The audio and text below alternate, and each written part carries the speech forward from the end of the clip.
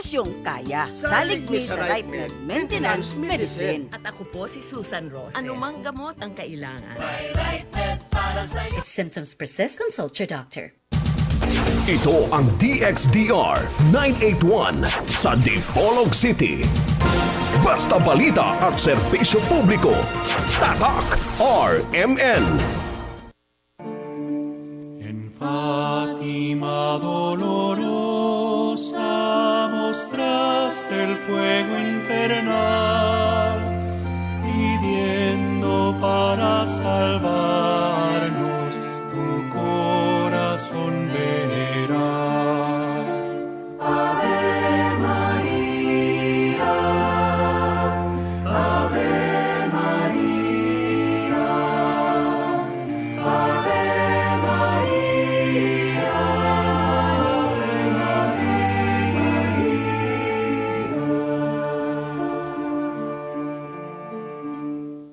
Okay, yan yan na usab ang tulumanon nga giuluhan ang kahayag sa Pagtuong Katoliko. Uban gihapon ni ining ubos ninyong alagad sa maong tulumanon, Silbert Dondoyano Senior alias Veritas. Okay, sa gihapon ang magauban nato dinhi sa istasyon. O gihapon no, ang atong mga kasamang radyoman sa technical side. Si kasamang radyoman Tani Luod ug usab si kasamang radyoman Tax Ilumba. Sa gawas mo gihapon ang atong mga kaubang mga radyoman gihapon no, si kasamang radyoman Rinaldo Cuenca ug usab si kasamang radyoman Kion Ilumbaring. Pasiunang patimbayan no, sa gihapon sa atong amahan dinhi sa istasyon ang atong station manager si kasamang radyoman Edgar Dagubo uban na sa iyang mga kaubang mga radyoman. Sa gihapon ako muingon taliwala nining atong problema no nga padayon paghapon ning pandemya nga gihatag sa virus. Gani nadugangan pod no kay ning ulan nato nga mubaha gyud labi na dito sa Luzon. So hinaot no kaganina na naminaw ko sa homilya no sa pari nga gamisa nga na on air gyud diri sa istasyon no nga nanawagan nga unta kita mutabang sa mga naapektuhan sa maong baha dito sa lapit gyud sa Luzon. Ug nahinumdum ko sa mga pulong di gina ko malimtan gani ako manggi-post no dinhi sa atong account no sa Facebook nga matud pa sa maong pari nga ang pagbuhat ug maayo pag-alagad sa Ginoo ang pagbuhat ug lautan yang gipasabot nga pag-alagad sa demonyo. Unya kini dieng pag-alagad sa Dios dili lang ni kay peras anang gibuhat sa mga pari no o peras aning magsangyaw ta no. Bisan unsa nga mga buhat maayo nagbuhat kag maayo kuno sa imong trabaho diya sa gobyerno o unsa may imong trabaho diya no kanang mamaligya ba ka o bisan unsa nimong trabaho basta maayo wa ka manglimbong o naghatag og kaayuhan dili lang nimo kundi sa imong isig katawo pag-alagad na sa Ginoo. So pahinumdom ni nato ug ang pagbuhat ug daotan pag-alagad sa demonyo. So hinaot nga kadtong homilya kaganina sa pari maghatag ito og dakong pahinumdum kanatong mga matuhuong Kristohanon. Sa gyapon no, ako moingon maayong adlaw sa Ginoo no sanglit Domingo man. Ang uban siguro moingon unsa kay nakamaayo aning adlaw nga virus plus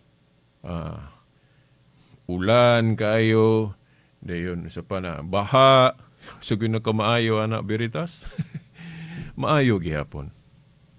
Maayo gihapon.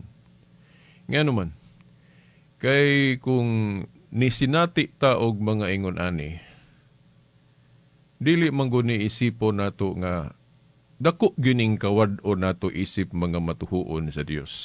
Kay kining kinabuhi nato sa kalibutan lumalabay raman. Ug naaman ta sa panahon diin anaa ang pagtest o pagsulay sa Ginoo nato. Nga bisan unsa man ang atong sitwasyon sa atong kinabuhi, whether anaa ta sa kalipay o sa kasakit, kung ang atong pagtuo niya buhi gihapon, lig-on gihapon, so dili na dakong kawad-on atubangan sa Dios. Dili na ingnon nga mamiligro niya ko inig atubang nako sa Ginoo. Ug kuwaon na niya akong kinabuhi dinhi sa kalibutan. Mamiligro gyud ko inig atubang nako sa iyang hukmanan. Ngano man kay agi aning pandemya or agi aning unsa pa ni kining baha o unsa ning katalagman, no? Now dili kita mamiligro kung bisan pa niining tanan. Straight to the point gyud gihapon ang atong pagtuo na gihapon. So mga pagsulay. So ang importante nga bisan unsa ang mga panghitabo, gusto ang Ginoo maglantaw nato nga gatuo gid ta niya. Unya ang atong pagtuo dili lang kay istorya lang. Buhat gyud. Ya matud palagi sa pare ang pagtuo mo nato sa Dios, mo man ang pag-alagad nato sa Dios. Ya kanang pagbuhat og maayo. Mo man ang mga ebidensya. Kay kung wala pa pud tingali no kana sa atong murag ambot na si tawag ani no, reverse psychology ba or ambot na sa inyong term ani. Kay kung wala pa pud gialaw sa Ginoo, wa pa pud niya gitugot ning mga ingon ani. Unsao man pud unsao man pud pagpakita, unsao man pud pagpruibar, pagpamatuod nga kita manggihatagon. Di ba? Kung walay mga katalagman, walay mga ingon ani, unsao man pud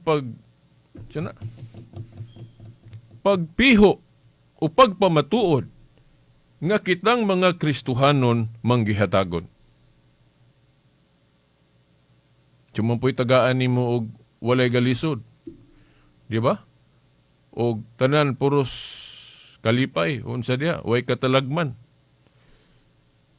Sumaw na no, usahin no, makaingon ta lisod man ni sabton ning pamaagi sa Ginoo, pero now ako mo hangyo lang gyud ko ninyo o advice ko ninyo nga paminaw lang gyud mo sa simbahan. Kaya ang simbahan god gitahasan sa Dios diri sa kalibutan nga manudlo sa iyang kabubuton.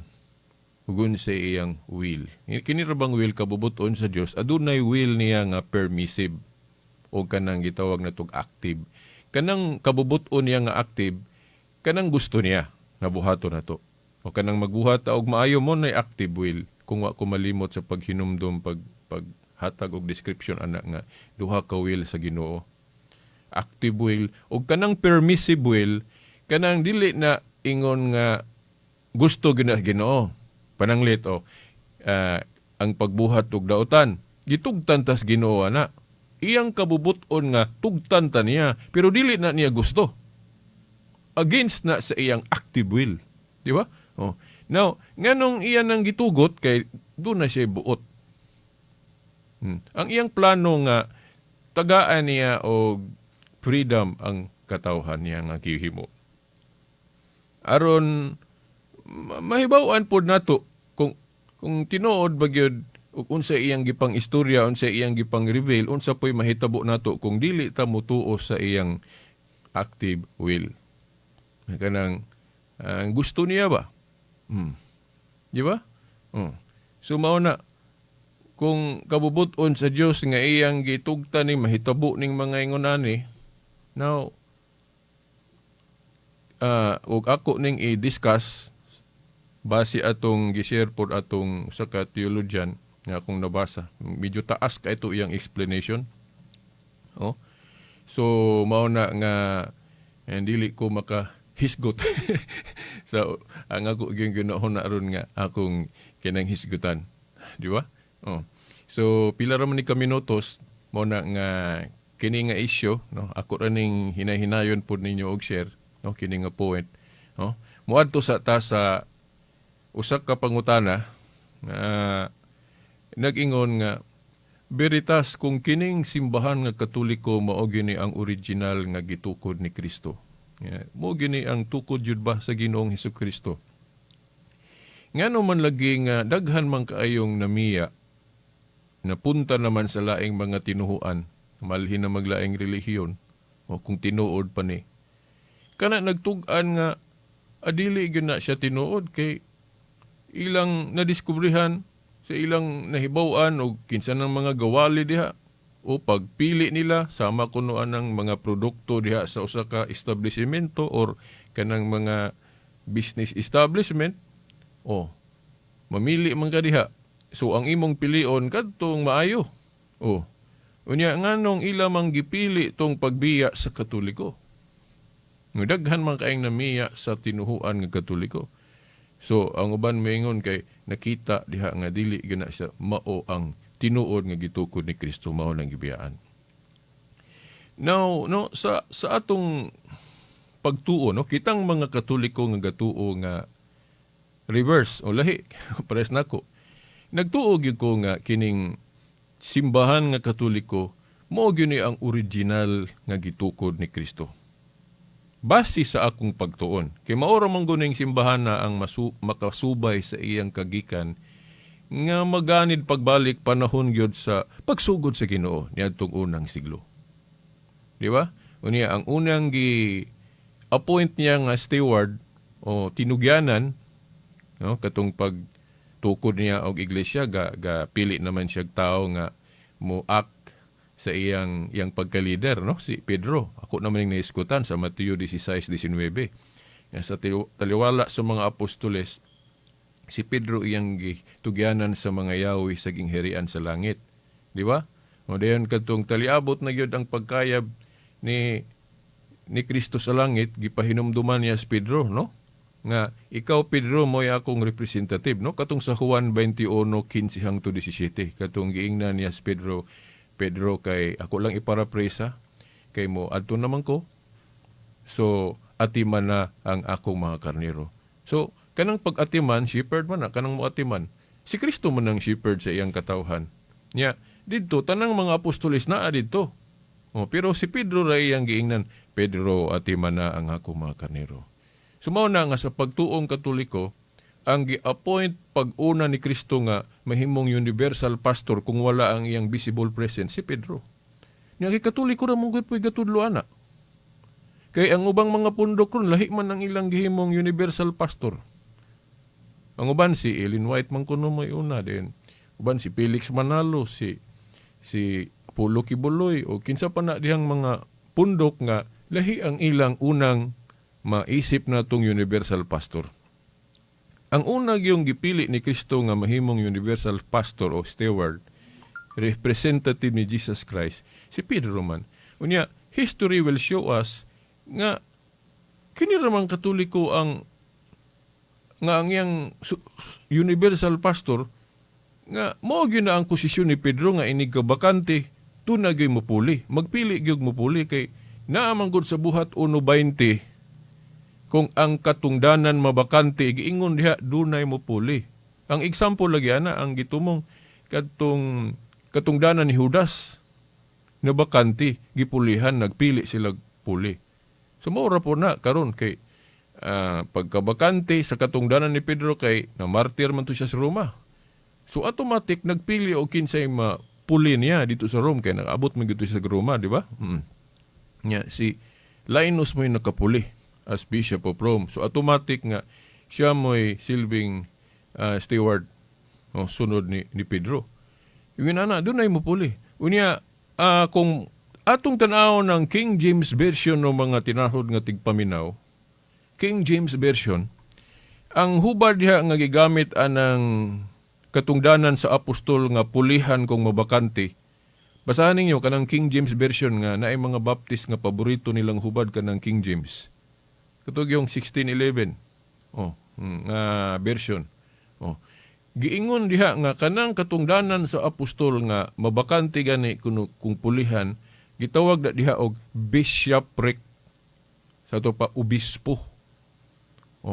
Sa to pa ang sumusunod sa mga apostoles mao nang mga obispo. So tama gyud ang pagtuong Katoliko, di ba? Unya kay agis kadako na ron sa aging herian ni Kristo mao na nga gi-hierarchy og maayo ang mga obispo. Nay katong mga senior gitawag og cardinal or archbishop or unsa diha, basta kay bishop ra gihapon na puro. Doon na lay hierarchy. Kay ingon na man gyud ang institusyon basta maghisgot galig katungdanan, ako naman ning nahisgotan, review lang mo kung nakalimot mo. Naraman na sa atong YouTube, no? I'm sorry. Okay. Naraman na sa atong YouTube. Naka-playlist mo na sa atong YouTube ang Veritas Dipolog. Katong gahisgotag hierarchy, no? Katong protocol, no? Sa gingherian sa Dios. Ako na ning na-discuss ning hierarchy sa katungdanan. Okay. So, mao na mga tinahod nga tigpaminaw. Mao lagi, ngano man lagi kung tinuod na Veritas niya, nganong daghan man lagi mga Katoliko ang namiya. Now, sa Biblia, may hinumduman na to, nga naapoy massive apostasy. Pero dili tibuok dili total. Ang Iglesia ni Kristo atong mga igsoon, nagtudlo sila nga kadtong gitukod ni Kristo nga iglesia, gisugdan niya sa Jerusalem, na total apostasy to, tibuok nga natalikod. Bisan ang Mormons, mo po na ilang teaching. Nga, ang gitukod kuno ni Kristo, wala kapadayon kay na kumpleto, na total apostasy. Mo na ilang teaching. Wa manggod po sila ilaing opsyon pag-establish, pag-justify sa ilang pundo. Kay kung muingon sila nga gapadayon tong gisugda ni Kristo, sa ato pa, misnomer o ma-invalidate ang ilang pundok nga away hilang nagsugod. Di ba? Kung dili nila itudlo nga kadtong kang Kristong gisugdan na total apostasy, tibuok na talikod, sa ato pa, dili angay tuhuan ng ilang mga pundok kay dili man na mao ang kadtong gisugdan ni Kristo. Di ba? Kay kung pananglit ka ng Mormons, 1830 man na gasugod. Nga ang ilang propeta, kung wa ko masayop, wa ko malimot, si Joseph Smith. Di ba? Dito na nagsugod ni Joseph Smith nga yadtong 1830. Di ba? So mao na silbing restoration kay na wala man kuno ang tibok iglesia nga gitukod ni Kristo kay na total apostasy man. So maora po na sa iglesia ni Kristo nga tungod kay na natibuok na talikod mo nang kinahanglan na puglaing messenger nga mo restore sa iglesia ni Kristo kay nawala man, di ba? Mao na si Felix Manalo. Unya, kitang mga Katoliko, dili kita makatuo anang total apostasy kay si Kristo na gunang gatukod. Sayang kay no nga, makaingon ba ta nga si Kristo nga pundar og maayo sa iyang iglesia, unya dili ligon? Sayon nung laguba sa demonyo? Lisod kay na, no? Sa logic, lisod kay na, no? Gani, si Kristo, no? Kay siya man yung gatukod, ligon, so di gina maguba, no? Man na mabasa, Mateo 16:18. Mateo City 24 hangtod 25 nga kana kunong balay itukod ibabos batuligon bisan pag daghang katalagman mo abot ana magburog yun na gihapon. Nga basahan ninyo Mateo City 24 hangtod 25 nga kana kunong balay tukuron ibabos batuligon. Bisan pag ayuhon nagkusukusos bagyo diha magbarog yun na. Siguro ang bungbong ra siguro yung nangapalid kay huyang pagkalansang unsa diha, pero ang mga haligi kay natukod man ibabos batuligon dili gyud magguba tibuok. Ingon na ang simbahan nga gitukod ni Kristo nga ligon man natukod man ibabos sa bato sa tupad di kini malupog magpadayon gyud ni. So naa manggali mga guba kadto ng mga huyang sa pagtuo. Di ba? Kung sa balay pa na, kadto sigurong atop o sin ba dito nga wa may pagkalansang, moro to'y maibot. Di ba? Ang bungbong siguro, mao nagdali siguro itong kapanday siguro. Duha ra kay gilansang ba niya? Gahanglan, lansangan tatog hasta pulo, niya, duha rin na lansang, mo nang naibot. No. Pero ang mga haligi kay napundar man gyud ihapos bato. Agoy, ligon jud, di gid maguba. Ingon na ang simbahan nga gitukod ni Kristo. Ligon. Oh, kanang mga namiya nga mga Katoliko, gikasubok us pag-ingon mao na kato akong giingon ninyo nga wa may pagkalansang mga plywood basbalay, no, mga huyang sa pagtuo. Ang tinuod mga igsuon, duha ka klaseng Katoliko. Akong i-classify lang sa duha. Although, kung ato yung ayuhon yun og kanang kanawang tanaw, maklasify pagali ng duha. So, munang mudaghan. Pero, generally, duhara, kung ako may mubahin, duhara ka klaseng Katoliko. Katoliko nga by tradition lang, o kanang Katoliko nga tradition og will inform. By tradition and will inform. Now, kanang Katoliko nga by tradition lang nga dili sila well informed sa pagtuong Katoliko, mao na sila daghan nila nga sila gyud moy na nangmiya. Kanang mga Katoliko nga Katoliko lang sila kay ilang ginikanan mga Katoliko, gibunyagan sila, pabunyagan sila ana. O by tradition lang ba? Pero wala sila masayod sa unsa gyud ang pagtuong Katoliko. Ngano man? Kay dili man sila ka panubag, di man sila ka kay depensa kung atakihon na, kung pangutan-on sila. So, Katoliko sila by tradition lang. Dili gyud will inform o nasayod gyud unsa gyud ang Katoliko. Kay kung nasayod sila unsa gyud ang Katoliko, na makapanalipod man sila. Mura man ang kanang martial artist ba, no? Kung maayo kayo ang imong practice, maayo kayo ang imong ensayo, imong pagtuon ana, so bisan pag atakihon kag mga daghang mo atake nimo makadepensa ka. Ingon na ang Katoliko nga by tradition lang kay ang mga ginikanan nga pabaya pod, basta lang simba na mao na nga sayon ra kaayo puklingon ng ilang pagtuong Katoliko. Pero katong mga Katoliko nga nasayod, di ni mo na mada. Di mo na mada.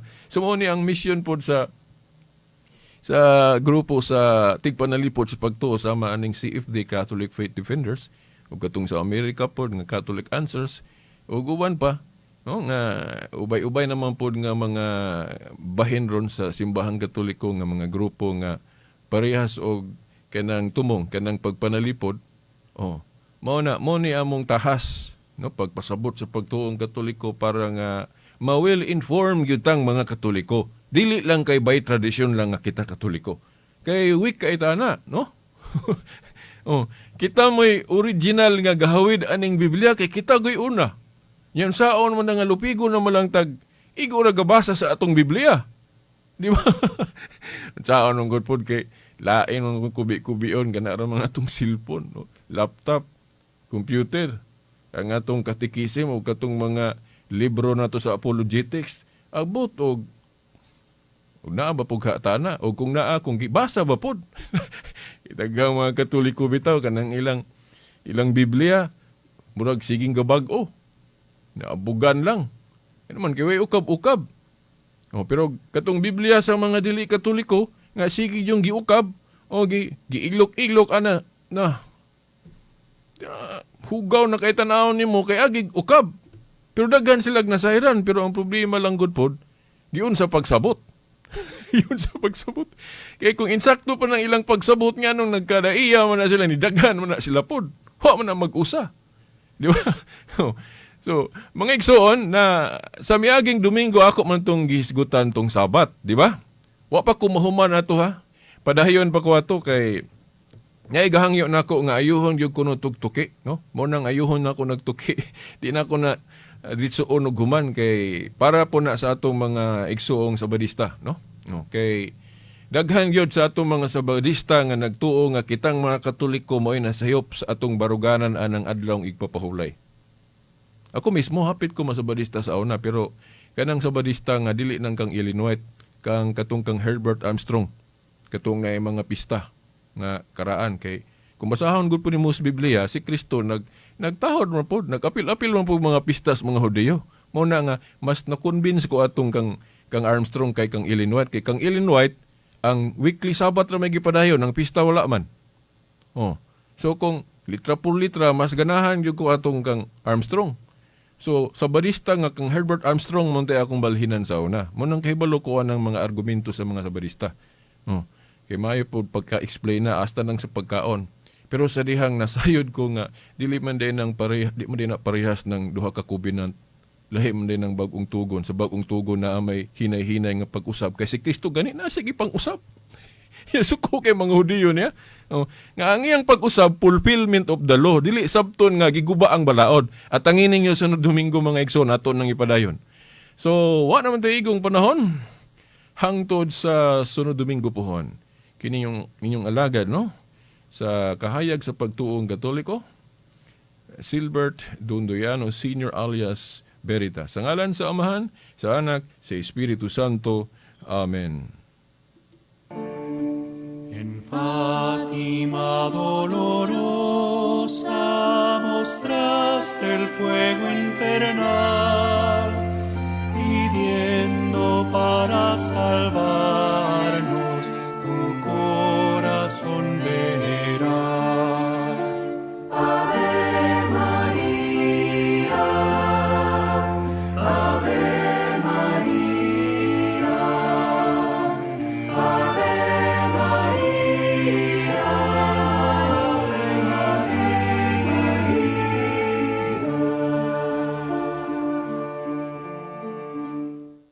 Tatak RMN.